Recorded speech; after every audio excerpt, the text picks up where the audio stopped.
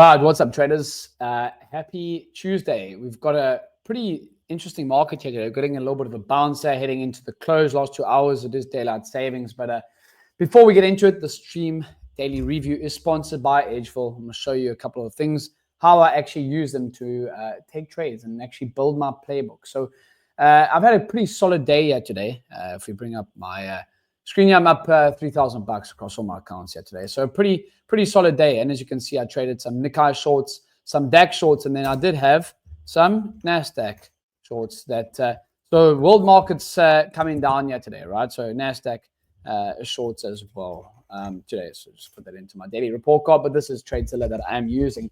Let me know if you've got any questions here in the comments or anything like that. But as you can see here, DAX, we took out previous day's low, and this previous day's range with Edgeful, link is in my bio for Edgeful, is one of my favorite reports. As you can see, if we take out previous day's lows, 91% of the time, we actually close as a bearish closing day. So if we come here to the DAX, one of my favorite assets to trade, last month in October was a very, very good month for me in terms of trading the DAX. But as you can see, this white dotted line across the screen, we took the lows out, and that obviously told me that I wanted to stay focused on the shorts, right? So that was my trade. I also did have some Nikkei shorts as well. So we did have some Nikkei shorts over here.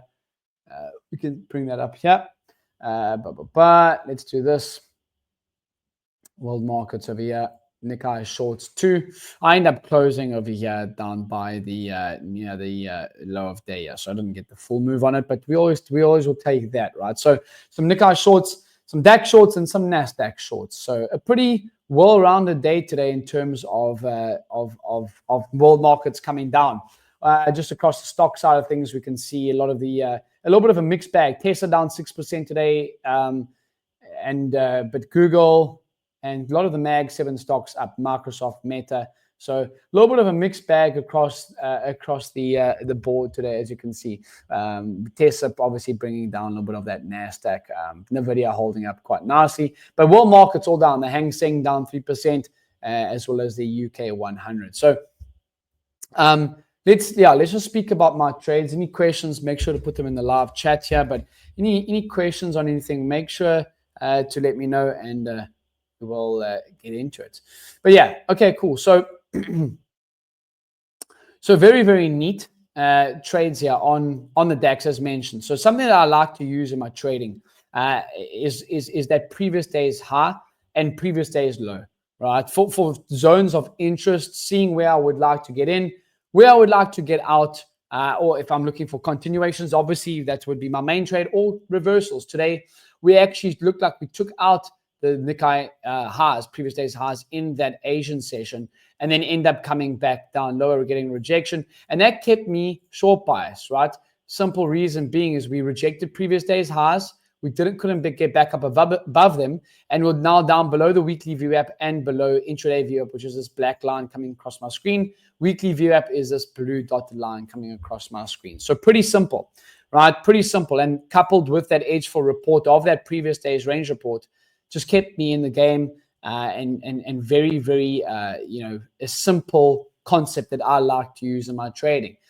So very, very solid day here today, as you can see, up almost 4K across all my accounts that I do track with TradeZilla. Now, let's come through to, we can also look at Tesla, and let's actually come here through to a couple of other markets that I actually do use these previous days highs and previous days lows.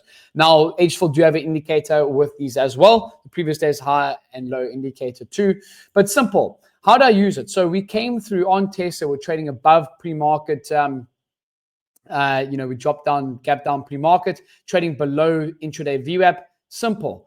How we do it is we get a clearance to the downside of that previous day's lows and look for the short to the downside. Now, obviously, I didn't take this trade on Tesla. I was busy trading the indexes.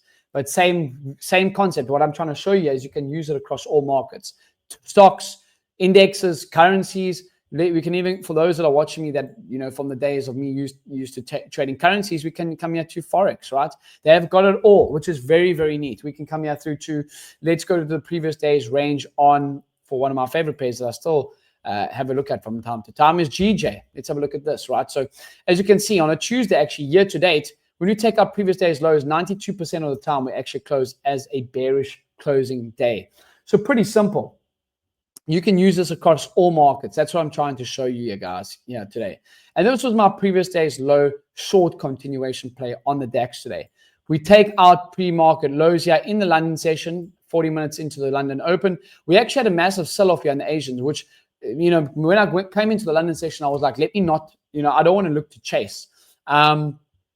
But we get a pullback, and I was looking for shorts the rest of the New York session, right? I do have a peek in London and look at the DAX in London. As mentioned, I also have a look at the Nikkei and indexes, other world market indexes, see what they're doing. A lot of the times I actually see, like, if the DAX trading lower, in the London session, we could get that same follow through on the US indexes. So let's speak about my NASDAQ position then as well, right? So as you can see, we actually had a bearish open on the NASDAQ.